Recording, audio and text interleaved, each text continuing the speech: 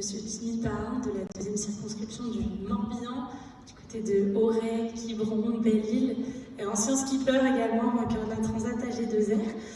Quelle est la nature de vos engagements pour la transition écologique du transport maritime au sein de l'hémicycle, au sein de l'Assemblée nationale, côté français cette fois? Bonjour à tous, et puis rebonjour à tous, parce que je me suis permis de prendre la parole tout à l'heure sur le sujet précédent qui me passionne également, qui est la réduction de nos plastiques. Moi, je suis très heureux d'être à cette table ronde, et puis reprendre rapidement un petit peu tout ce qu'ont dit nos différents intervenants. Brièvement, avec, effectivement, moi je partage avec Victorien le fait de réduire la vitesse des navires. Ça avait été un des grands discours du président de la République au sommet du G7 à Biarritz. Il faut qu'on tienne, et ce sont des négociations qu'on a à l'OMI. Et puis, on est ici dans un milieu très maritime. Moi, j'ai été visiter il y a quelques jours le Fleet Center de CMA-CGM. C'est une technologie exceptionnelle pour arriver à baisser un petit peu nos gaz à effet de serre et puis à faire de la route des navires la meilleure route possible. Le routage, il y a encore 12 ans, c'était des routeurs du commerce qui faisaient des routeurs de nos marins. Je pense à Pierre Lanier, que tu as dû avoir comme routeur, Victorien, tu vois.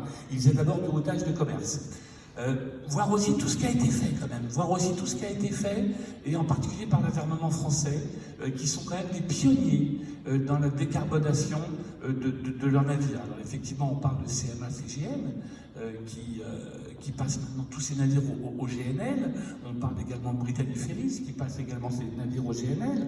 On parle de l'électrification des quais, on en a parlé tout à l'heure, c'est en route à Marseille, tous les ferries qui s'arrêtent à Marseille se branchent quand ils sont à quai. Et puis on en a parlé un petit peu rapidement, mais il y a quelque chose dont on n'a pas trop parlé ici, c'est quand même le vent.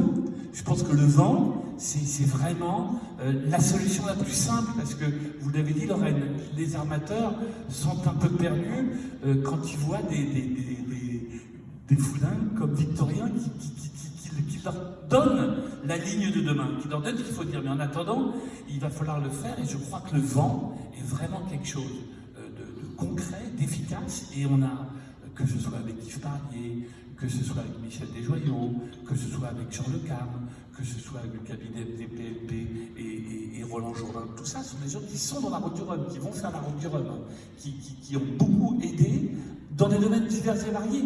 Et là, Victorien a des retours d'expérience énormes de ce qu'il a fait sur son premier Energy Observer. Donc vraiment, il y a des choses à faire et des choses à essayer de promouvoir. Alors nous, on les promouvoit par la loi. On les promeut, vous avez raison, on les promeut par la loi, et on les promeut par des coups de main, alors par ce qu'on appelle le suramortissement. Alors Lorraine, je ne comprends pas toujours pas ce que c'est que le suramortissement, mais c'est une façon de pouvoir rembourser les bateaux plus vite. Alors tout existait pour le suramortissement.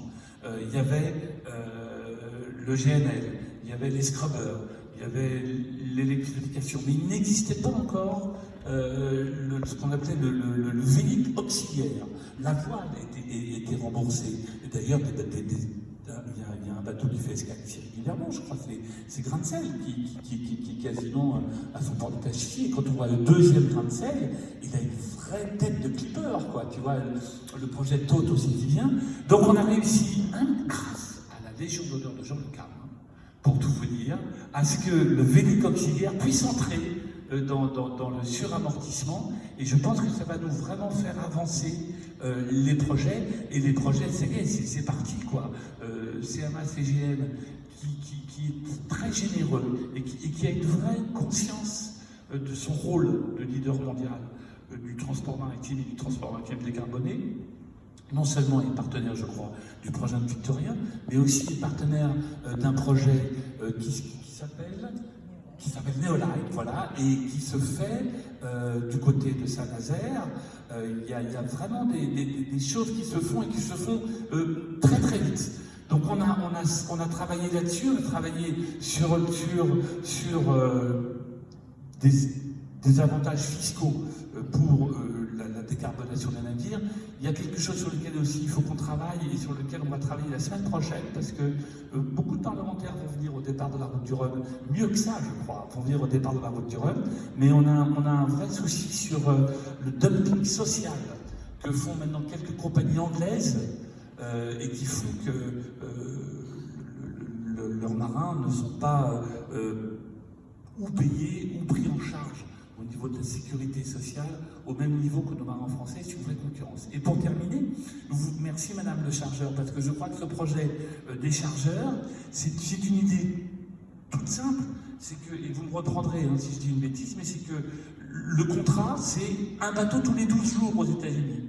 C'est ça, donc c'est un bateau tous les 12 jours aux États-Unis. Donc tant pis si on fait 2 ou 3 bateaux de plus, qui en fonction de la météo nous permettront d'avoir une visibilité, une trajectoire pour que toutes les semaines et demie, il puisse y avoir une livraison aux États-Unis. Donc il faut qu'on soit fiers, il faut vraiment qu'on soit fiers de nos armements français, de leur transition, parce que d'autres compagnies internationales partiraient dans l'ammoniac, ne savent pas trop où aller. Moi, je me souviens très bien du précédent président des armateurs de France, qui était Jean-Marc Rouet, qui nous disait, vous savez, on nous dit d'aller dans telle direction, on y va, mais on n'en est pas certain. Parce qu'on est sûr avec le GNL, ce sont ces fameux NOx, ces fameux SOx qui sont moins forts. On a déjà une zone CK, vous l'aviez dit, dans la Manche. Et puis maintenant, on va en faire une en Méditerranée. Et je voulais terminer là-dessus, parce que le transport maritime, vous l'avez dit, c'est 90% du trafic mondial. Je crois que c'est... Et ça va être un vrai souci aussi. Et une vraie angoisse pour les navigateurs de la route du Rhum. C'est un bateau qui rentre dans le rail toutes les minutes 30. Donc il y a un trafic énorme qui va tant vers le Havre que vers les ports hollandais et allemands et belges. Donc voilà d'où l'importance de l'action d'État en mer, de la sécurité en mer, des cross-corsets que allait visiter le ministre tout à l'heure. Enfin voilà, je pense qu'on a une belle semaine et merci pour mettre en avant et puis pour rapprocher, parce que non, j'ai pas fini. J'ai pas fini parce qu'on a un autre objectif qui est quand même de doubler nos élèves en marine marchande d'ici 2027. Et je suis vraiment convaincu que les Victoriens, je pense dire la même chose, ce sont des lieux de vocation ici. Ce sont des lieux de vocation et que beaucoup d'enfants qui viendront visiter, qui viendront voir les bateaux se diront, tiens, la mer, c'est peut-être mon avenir, et on sait qu'on a une formation française exceptionnelle. Voilà. Merci beaucoup.